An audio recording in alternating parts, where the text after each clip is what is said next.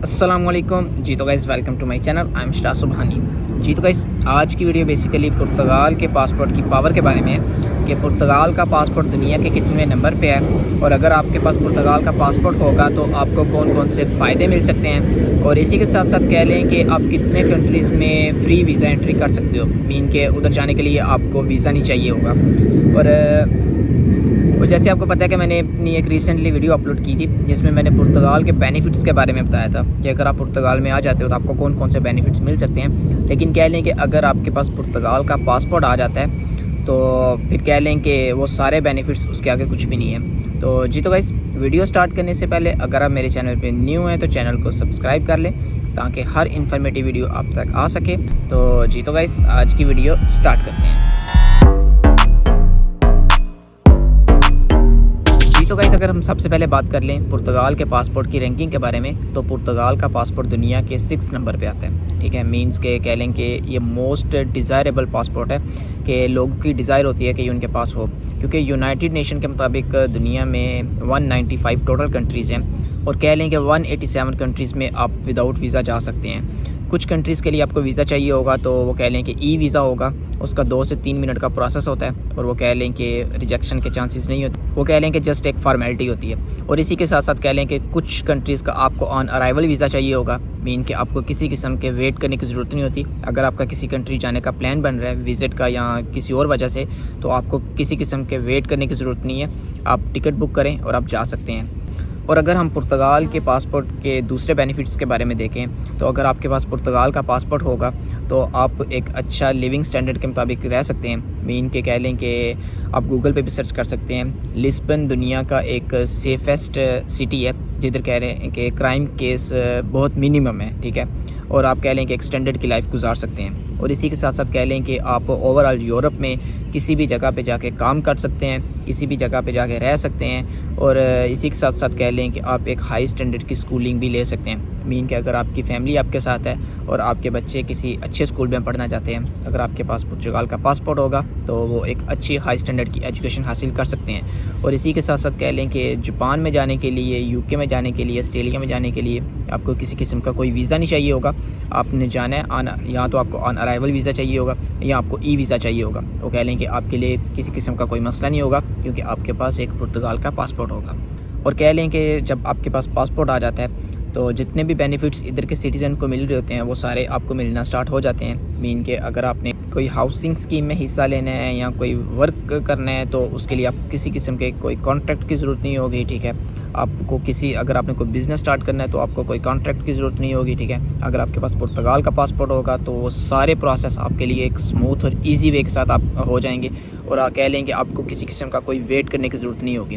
कह लें कि वो ऐसे ही है, अगर आपके पास पाकिस्तान में और पाकिस्तान का आपके पास पासपोर्ट है तो आप उधर हर काम कर सकते हो, बिज़नेस स्टार्ट कर सकते हो, आपको किसी की परमिशन की ज़रूरत नहीं है। तो सेम ऐसे ही है कि जब आपके पास पुर्तगाल का पासपोर्ट आ जाएगा तो आप एक हाई क्वालिटी की लाइफ गुजार सकते हो, और कह लें कि हेल्थ केयर के बेनिफिट्स ले सकते हो जो कह लें कि नॉर्मली दूसरे पासपोर्ट होल्डर्स को मिलते हैं। और इसी के साथ साथ कह लें कि आपको एक अच्छी स्कूलिंग भी मिल सकती है जो पुर्तगाल में कह लें कि एक हाई स्टैंडर्ड की है, वो भी आपको एक फ्री ऑफ कॉस्ट मिल सकती है क्योंकि आपके पास पुर्तगाल का पासपोर्ट होगा।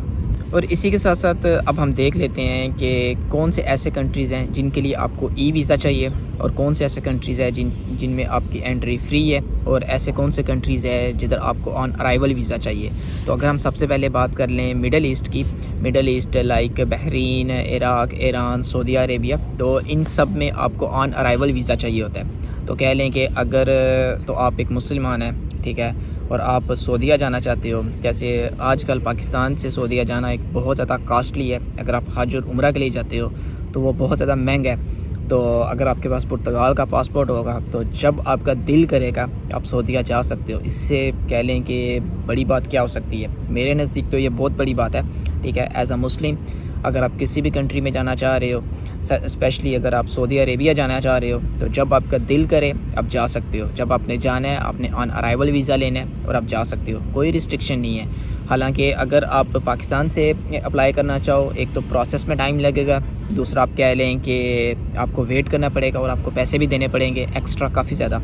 ठीक है, तो अगर आप ऐसे जाएंगे तो कह लें कि एक बहुत ही ईजी है और एक चीप वे हो जाएगा। थोड़ा सा वेट करना पड़ता है लेकिन बेनिफिट्स बहुत ज़्यादा हैं। और कह लें कि अब वो कौन से कंट्रीज़ हैं जिधर आपको ई वीज़ा लेना पड़ेगा, ठीक है, मीन के आपको ऑनलाइन एक फॉर्मेलिटी पूरी करनी पड़ेगी। तो जितनी भी ओशिनिया वाली साइड है, ठीक है, मीन के ऑस्ट्रेलिया हो गया, न्यूजीलैंड हो गया, ये वाली जो साइड है, तो इधर आपको ई वीज़ा अप्लाई करना पड़ेगा ऑनलाइन। तो ई वीज़ा अप्लाई करके तो आप जा सकते हो, ठीक है। और इसी के साथ साथ कह लें कि वो दूसरे कौन से कंट्रीज़ हैं जिधर आप फ्री जा सकते हो। और कह लें कि बहुत ज़्यादा एशिया के ऐसे कंट्रीज़ हैं जिधर आप वीज़ा फ्री जा सकते हो, ठीक है, जिस तरह काज़िकिस्तान हो गया और जापान हो गया, जिसके लिए आपको कोई वीज़ा ही नहीं चाहिए, वीज़ा फ्री है। आपको आपका जब दिल करे आप टिकट बुक करो और आप जा सकते हो, लेकिन शर्त यह है कि आपके पास पुर्तगाल का पासपोर्ट होना चाहिए।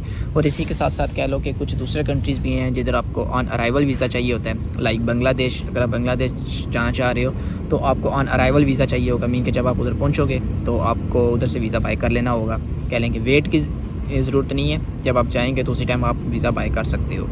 और इसी के साथ साथ कुछ अफ्रीका की कंट्रीज़ भी हैं, ठीक है, जिधर आप फ्री भी जा सकते हो और ऑन अराइवल भी है। मीन के शॉर्टकट ये है कि आप अफ्रीका में भी जा सकते हो, मीन कि आप पूरी दुनिया घूम सकते हो, जिधर आप चाहो आप जा सकते हो।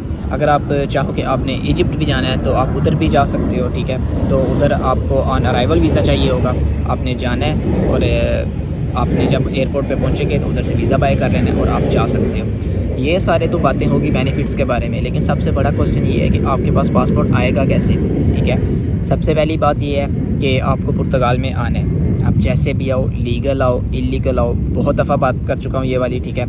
आज फिर कर रहा हूँ कि पुर्तगाल किसी तरीके आ जाओ, ठीक है, लीगल आ जाओ, इलीगल आ जाओ, जैसे कैसे भी हो सकता है आ जाओ, ठीक है। जब आप पुर्तगाल आ जाओगे आगे अपनी फ़ाइल लॉक करवा दो, ठीक है। फ़ाइल लॉक करो।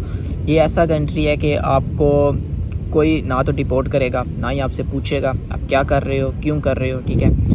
बहुत इजी है, बहुत रिलैक्स है, ठीक है। जॉब्स में थोड़ा सा मसला होता है, लेकिन जब आप एक दफ़ा किसी जॉब पे सेट हो जाते हो तो कह लें कि आगे आपको टाइम की समझ ही नहीं आती कि आपका टाइम कैसे गुजर है, ठीक है।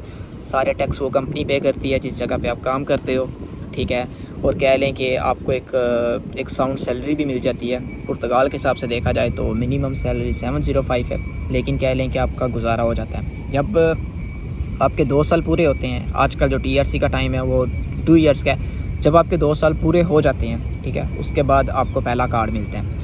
पहला कार्ड मिलते ही आपका टाइम पासपोर्ट का स्टार्ट हो जाता है। उसके 5 साल बाद आपको पासपोर्ट मिल जाता है, ठीक है, मीन कि आप पासपोर्ट के लिए एलिजिबल हो जाते हो, आपने पासपोर्ट के लिए अप्लाई करना होता है। टोटल कह लें कि आजकल जो ड्यूरेशन है वो 7 ईयर तक लग रही है, लेकिन ये है कि अब इन्होंने एक और शॉर्टकट भी निकाला है कि अगर आप 5 साल में भी पासपोर्ट लेना चाहो तो आप ले सकते हो। तो उसके बारे में हम नेक्स्ट वीडियो में बात करेंगे कि अगर आप पुर्तगाल का पासपोर्ट 5 साल में लेना चाहो तो वो आप कैसे ले सकते हो।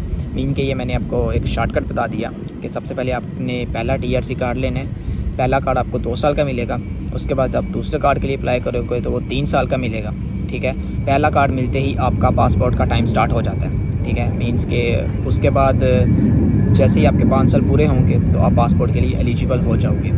तो होप्स हो के आपको सारी बातों की समझ आ गई होगी, लेकिन अगर फिर भी आपका किसी किस्म का कोई भी क्वेश्चन है, कोई कन्फ्यूजन है, तो आप कमेंट बॉक्स में कमेंट कर देना। एज़ सुन एज़ पॉसिबल मैं आपको रिप्लाई कर दूंगा। और हाँ, आप मेरे इंस्टाग्राम पे भी मैसेज कर सकते हो। थोड़ा सा बिज़ी होता हूँ, लेकिन ये है कि मैं रिप्लाई हर बंदे को कर देता हूँ, तो आपने थोड़ा सा वेट कर लेना है। लेकिन अगर आप कमेंट बॉक्स में कमेंट करेंगे तो वो मैं आपको जल्दी रिप्लाई कर दूँगा। और इसी के साथ साथ अगर वीडियो अच्छी लगे तो लाइक और शेयर ज़रूर करें, और मज़ीद इन्फॉर्मेटिव वीडियोज़ के लिए आप मेरे चैनल को सब्सक्राइब कर सकते हैं। जी तो गाइस, मिलते हैं नेक्स्ट वीडियो में। अल्लाह हाफिज़, बाय।